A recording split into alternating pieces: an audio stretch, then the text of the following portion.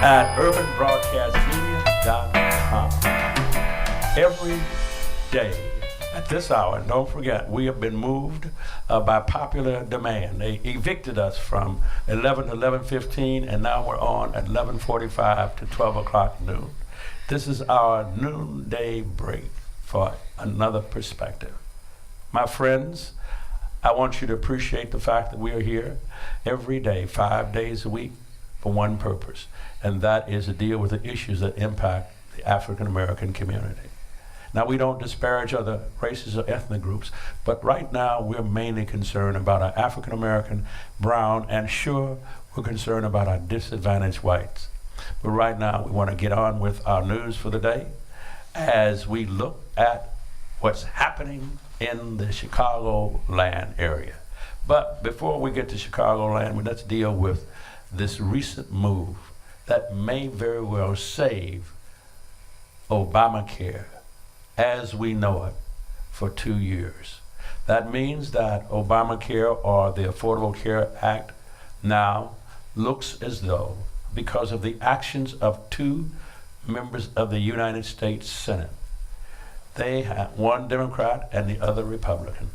They've devised a way to offset the effort that our President Donald Trump put forth to discontinue certain aspects of the Affordable Health Care Act that was adopted, obviously, 10 years ago.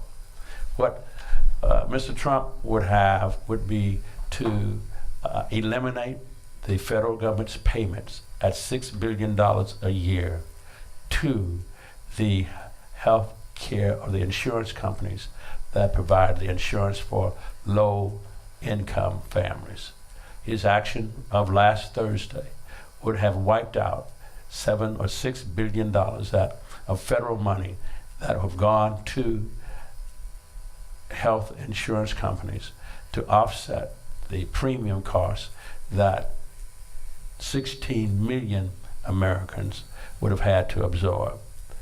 Wisely, two members of the United States Senate said, one Democrat and the other Republican, said, look, we ought to be able to fix the Affordable Care Act enough to ensure that our American people do not suffer. And when we talk about American people, we've got to remember that we are the United States of America. I keep harping on that, and maybe it's because I served in the United States Marine Corps, and I feel passionately about these United States of America.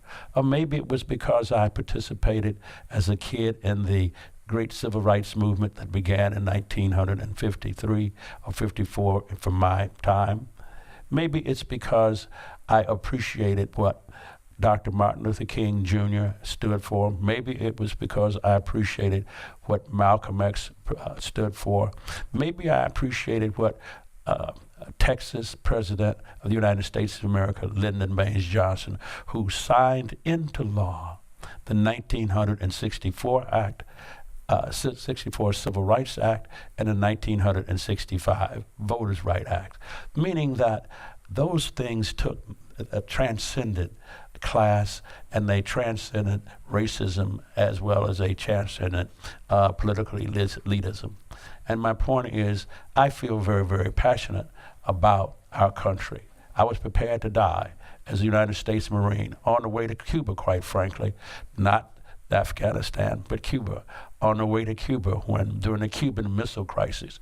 So because of that, I feel so passionately about now doing whatever we can to save the Affordable Care Act that was seriously compromised by the actions of our President, Donald Trump, last Thursday. I'm going to have to take a short break, and when I come back, we're going to pick up my discussion. Stay with us.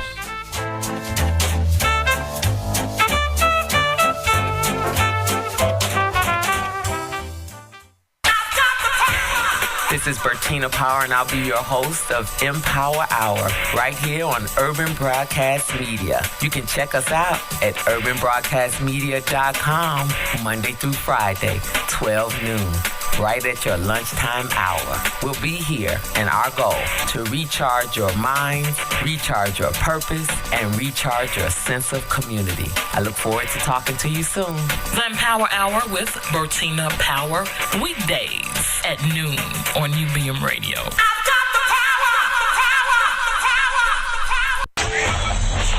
Let your voice be heard. Call the UBM radio hotline at 312-754-4333.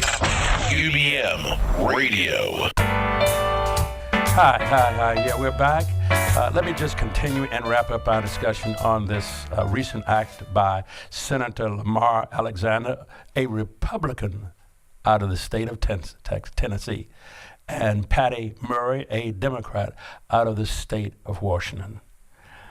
They announced their support after a new resolution that would guarantee federal payments or subsidies to be paid to insurers. Under the lawmakers' agreement, the payments would continue for 2 years, while states were given more leeway to let insurers sidestep some coverage requirements imposed by former President Barack Obama's health care law. But really, let's understand that law that was adopted by during the President Obama's tenure, it was supported by many Democrats as well as many Republicans in the United States Senate. So we don't want to make President Barack Obama wear the entire jacket for then that imperfect Affordable Care Act. And what happened in 2010, the Affordable Care Act was the best that we could get after many, many contentious months struggling with trying to make sure that 22 to 26 million Americans who otherwise did not have insurance had it. So nobody ever thought that the Affordable Care Act was perfect. We knew it was imperfect. It was designed by imperfect men and women in the United States Congress. However, it did extend medical care to many people who did not have it. President Trump, as well as many Republicans, vowed to do everything they could to repeal and replace the Affordable Care Act. They failed 3 times in the United States Senate this last year to vote to repeal and replace the Affordable Care Act. When I say they, I mean essentially the Republican Party. Now, Thursday, after all of the failures, the President of the United States of America decided that he was going to use his executive authority to then block payments coming or going to insurers that would guarantee that the poor, those who are poor and not quite able to afford the premiums that they would be charged for insurance, would have a government subsidy. What's wrong with a government subsidy? We subsidize the big oil industries and the coal industries every day.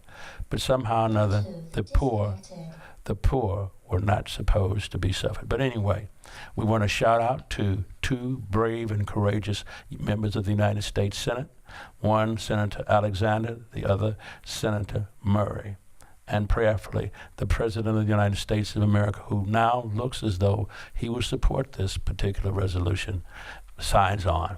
And if we do, we're going to shout out a thumbs up for President Donald Trump. This is Leon Finney. I'm going to have to take a short break. When I come back, we'll continue our discussion. And we've got a big drop on you when we return. One of the most important decisions Chicago teens will ever make just got a whole lot easier. Go.cps.edu is a new online platform that will stream the high school applications for Chicago Public Schools.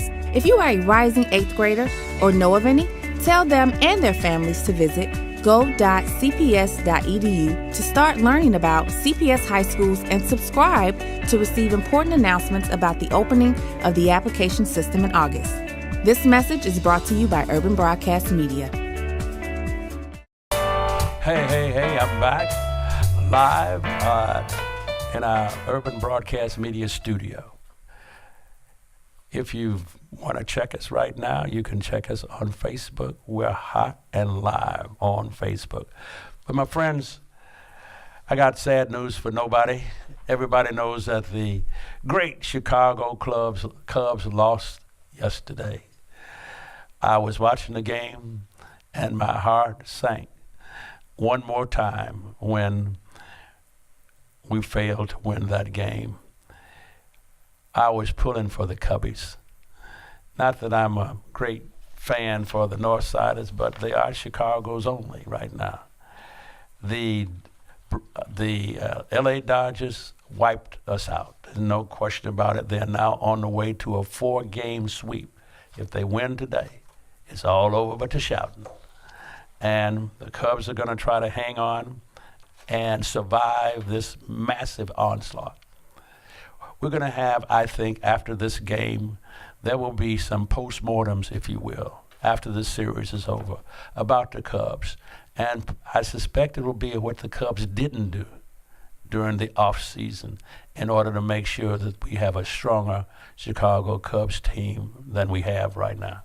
They didn't do a number of things during the off season. For 2 seasons, I think it's telling on us. But anyway, the Cubs failed and the Dodgers won.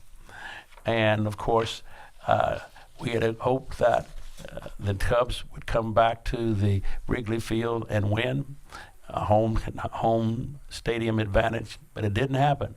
So we're going to pull for the Cubs tonight, pray for them tonight, cheer for them tonight, and of course, many of us will be on our chairs in our homes. Some will be on the couch in our homes. Some will be in the local bars, sports bars, watching the Cubs try to pull this game or pull this series out. I would have to say this: go Cubbies. We're with you all the way. And we're not going to let you down or step away from you because you lost last night. We're going to try to hang in there with you. So, but anyway, that's the Chicago Cubs. And, of course, we've got a new effort here by the president. And I don't like this one because President Trump apparently made some comments that were less than sensitive. And when I say that, I'm a member of the clergy and a minister, and so I know how it feels to grieve over those who've deceased untimely, and particularly being a father of a son that I buried in 1998.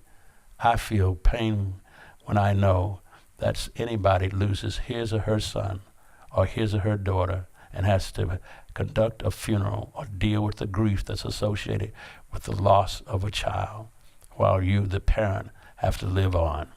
And so apparently, there was an armored vehicle that rolled over in Syria in May. And apparently, during the rollover, the mother of this particular soldier was in grief. She did not expect to have to deal with the death of her son. She expected, and when the President of the United States of America decided to call her, she, I'm pretty sure, expected him to express words of comfort, like any parent would. When the president chooses to call you, then and express words, you really expect warm words of comfort. Now, I don't know exactly what was said, but a United States Congresswoman was traveling with the parent, and when the president called Miss Sheila Murphy, and I'm sorry, when the president called the mother, he said something, I quote, that sounded as though it was not quite sensitive. He said, well, I quote, your son knew what he was signing up to, didn't he? Well, maybe he did. And certainly when he joined the Army, he knew that he could be placing his life in harm's way. When I joined the United States Marine Corps, I knew that I could be placing my life in harm's way. The point is, none of my parents on my side ever thought that should I lose my life, that I had done anything other than what was honorable. I'm sure that had I lost my life when I joined the Marine Corps, my parents would have appreciated a call from the President of the United States of America. Fortunately, I didn't have to endure that. And I suspected they would have expected him to say, I'm sorry to learn that your son died a valiant death in the service of this country. Mrs. Finney or Reverend Finney or Father Finney, you have my prayers to go with you. That's what I think this mother expected to hear from our president. She didn't get it. She got instead something that, when we think about it, is less than sensitive. I'm going to have to take a short break, and when I come back, we're going to wrap up our program.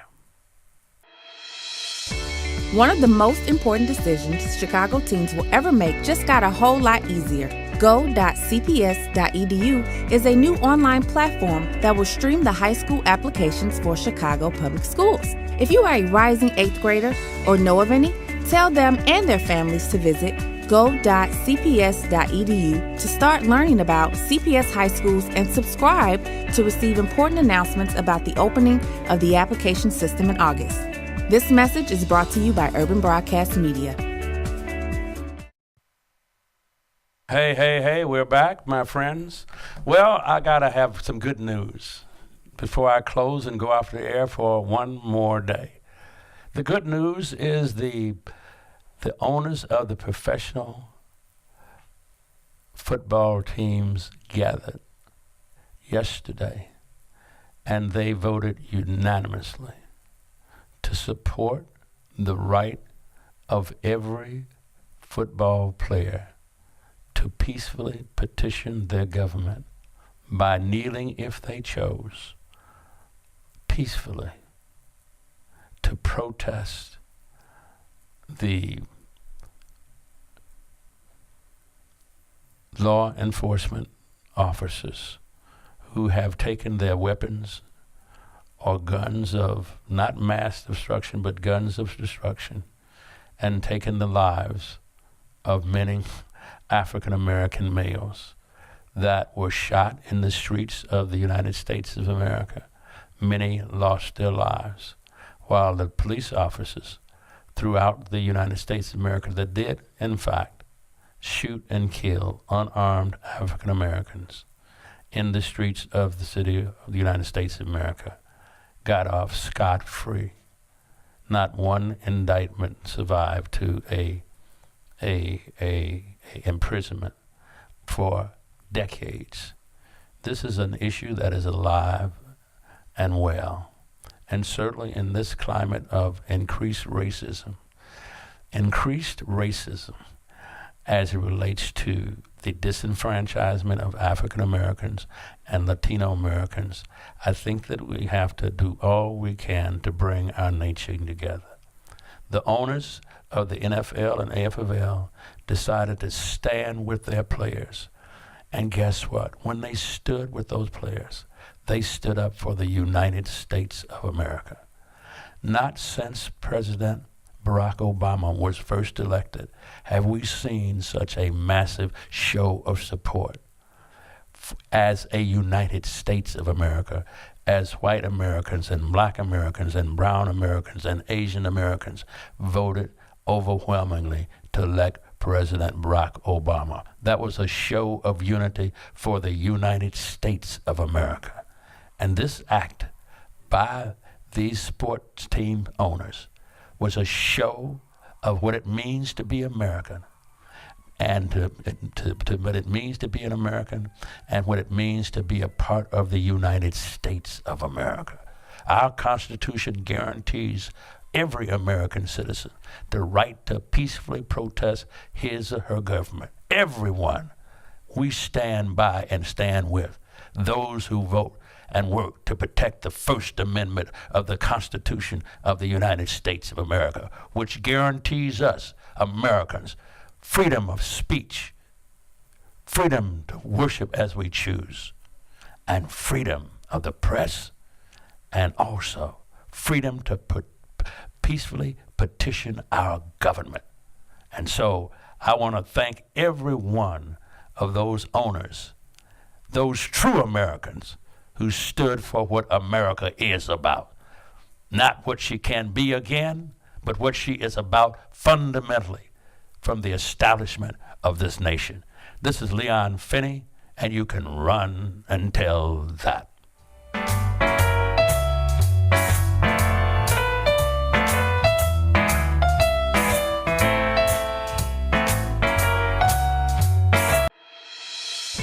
One of the most important decisions Chicago teens will ever make just got a whole lot easier. Go.cps.edu is a new online platform that will stream the high school applications for Chicago Public Schools.